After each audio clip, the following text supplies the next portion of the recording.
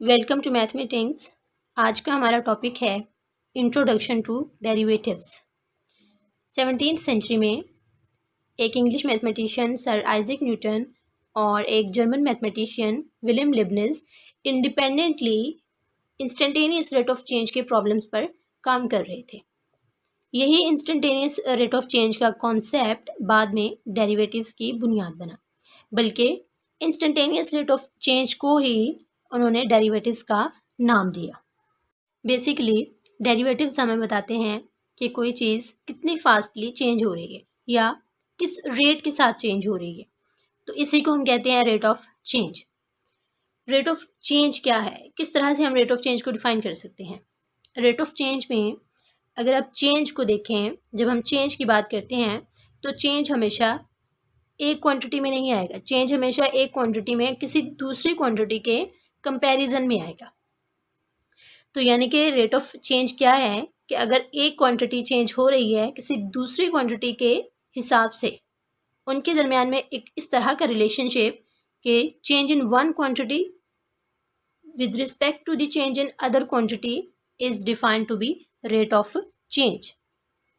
तो rate of change जो है इसकी दो टाइप्स होती हैं, एवरेज रेट ऑफ चेंज और दूसरी टाइप है instantaneous rate of change.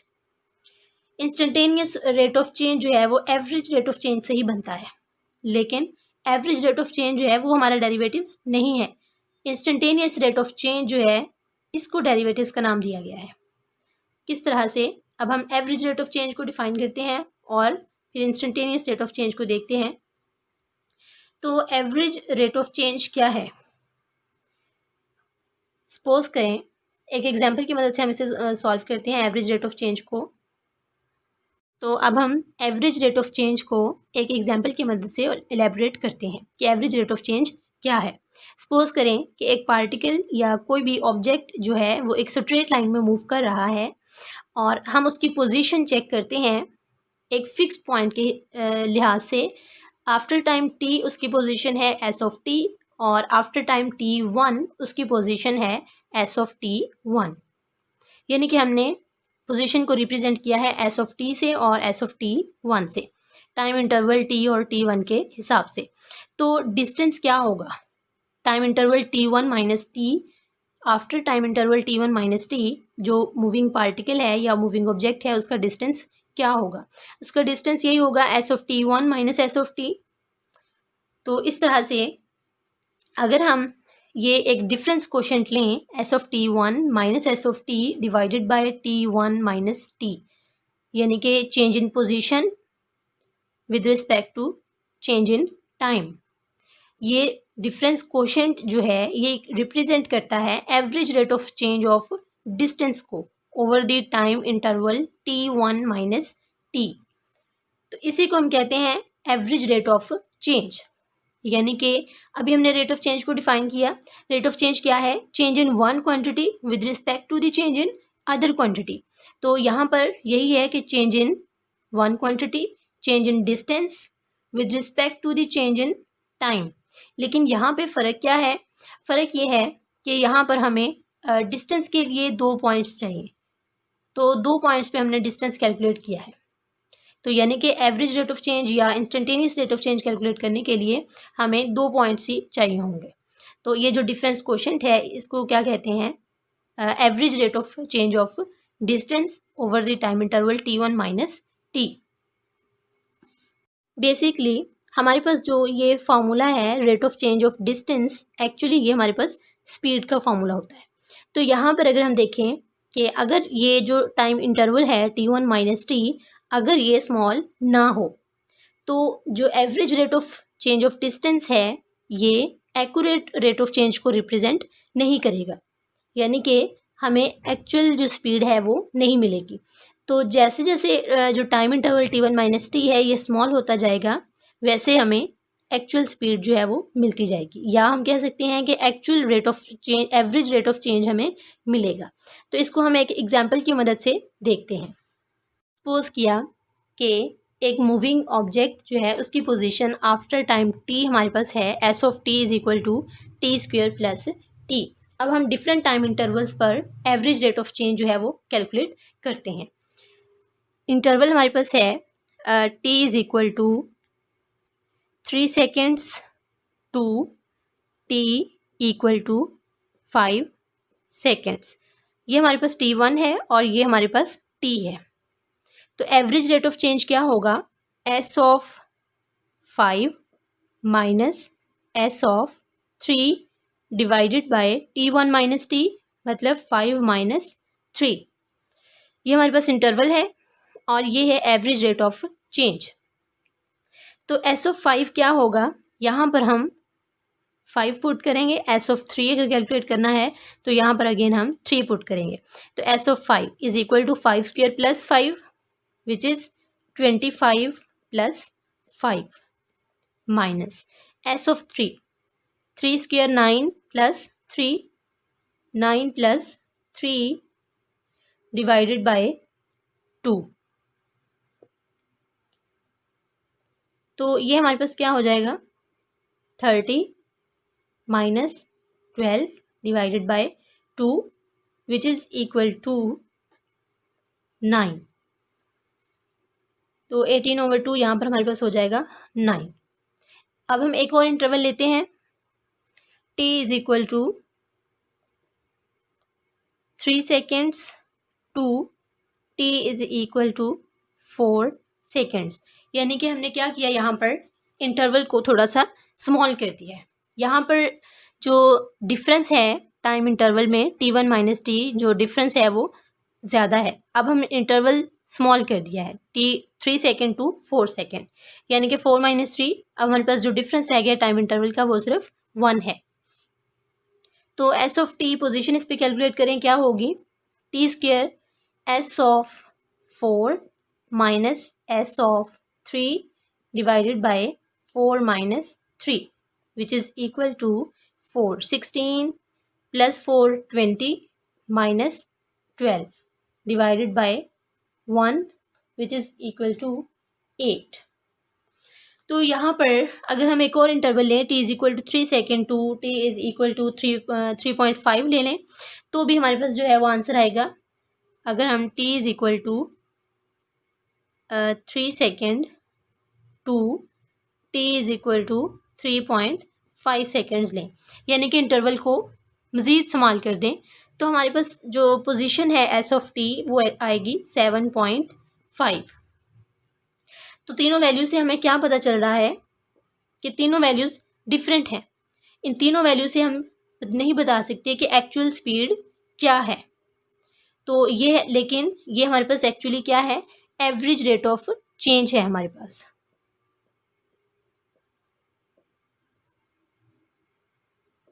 Average rate of change, average rate of change जो है वो हमें एक्चुअल स्पीड नहीं बता सकता। अब हम इंस्टेंटेनियस रेट ऑफ चेंज की बात करते हैं कि इंस्टेंटेनियस रेट ऑफ चेंज क्या है।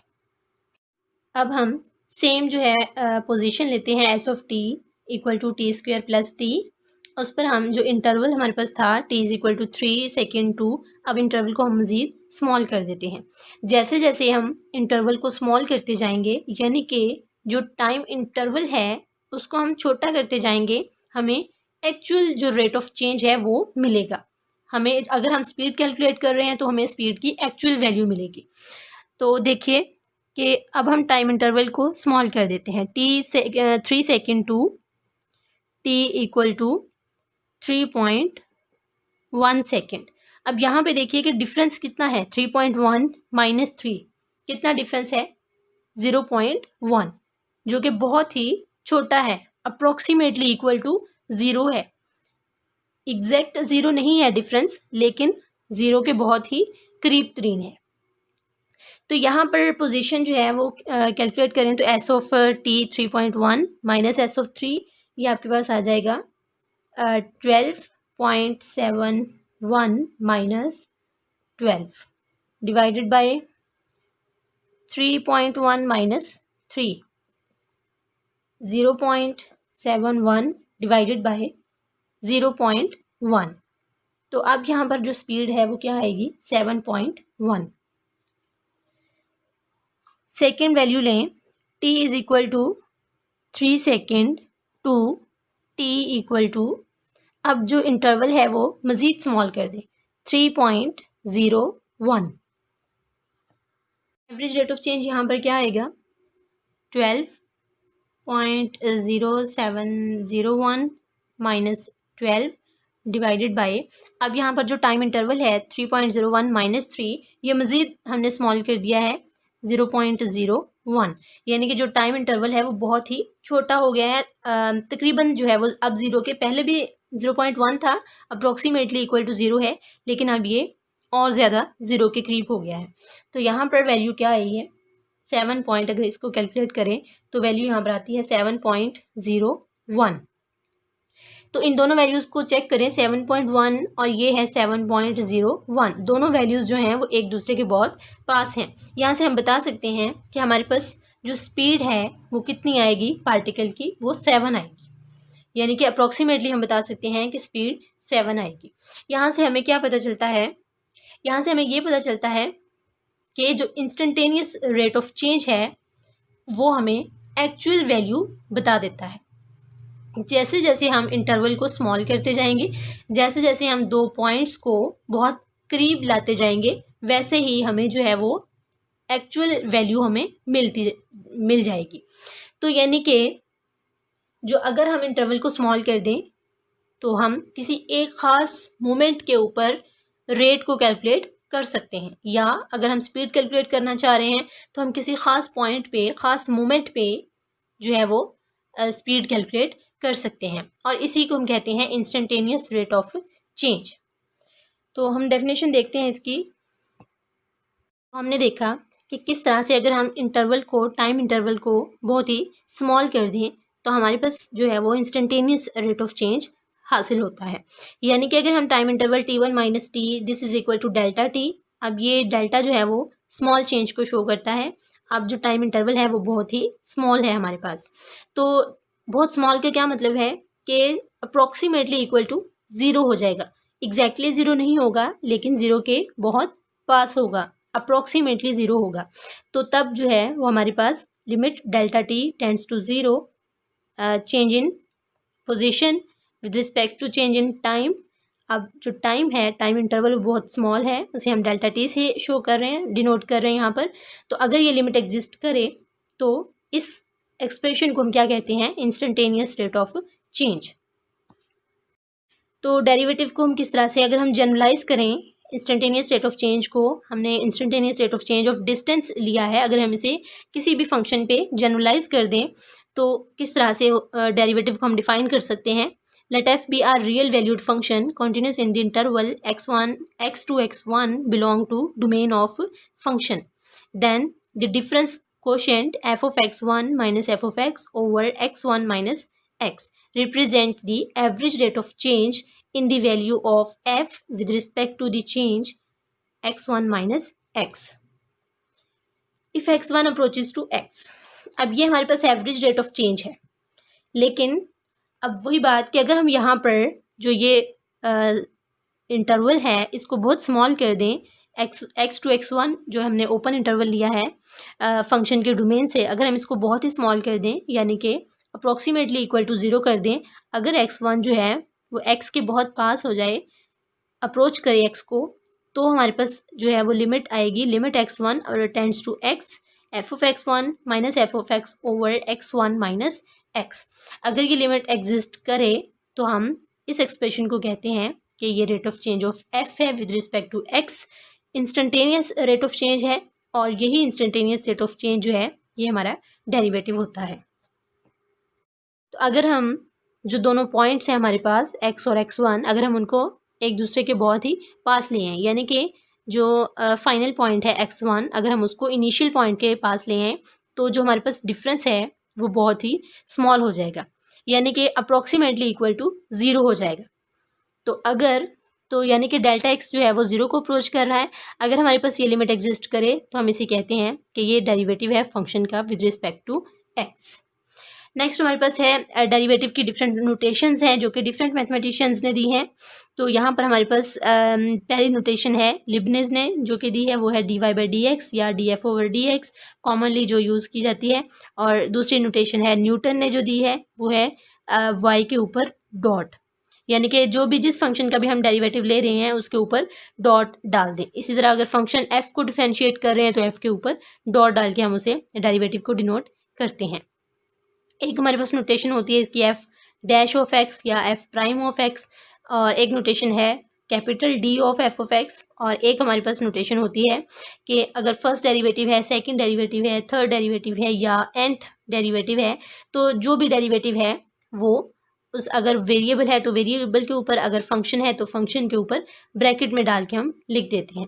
जैसे कि अगर हमारे पास फोर्थ डेरिवेटिव हो y का, तो हम इसको इस तरह से लिखेंगे y 4 ब्रैकेट में लिखेंगे। इसका मतलब होगा कि y का फोर्थ डेरिवेटिव।